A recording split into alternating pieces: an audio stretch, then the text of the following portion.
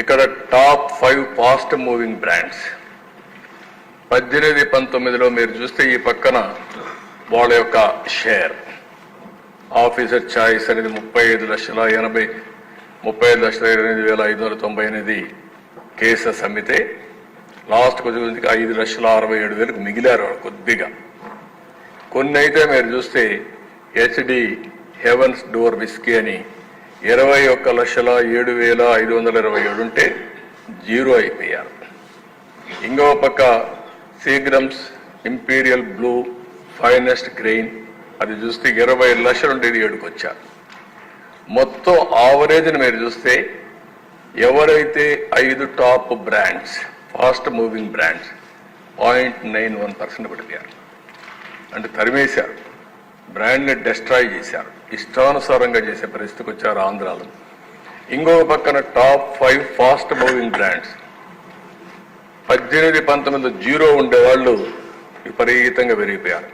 సెరీ classic blue finest whisky నేను చెప్పాను, boom boom అని అవి కూడా ఉన్నాయి. ఇష్టానుసారంగా ఇవన్నీ చేసి ఎక్కడికెక్కడికో తీసిపోయే పరిస్థితికి వచ్చారు వీళ్ళు ఇష్ట ప్రకారం బ్రాండ్స్ అన్ని పెట్టి. నెక్స్ట్ ఇక్కడికి వచ్చినప్పుడు మీరు చూస్తే ఈ మేజర్ ఎంఎన్సి డిస్క్రిమినేషన్ బ్రాండ్స్ మీరు చూసినప్పుడు 18-19లో ఉన్నటన్నీ కూడా టాప్ 3 బీర్ ఇవన్నీ. ఇవి 18-19లో ఈ బ్రాండ్స్ పాపులర్గా ఉంటే అవి జీరో అయిపోయినాయి, చాలా వరకు కిల్ చేసే పరిస్థితికి వచ్చారు. ఇక్కడ లోకల్ బ్రాండ్స్ జీరో ఉండేటివి 12 లక్షలు మరీ పెరిగే పరిస్థితి వచ్చింది.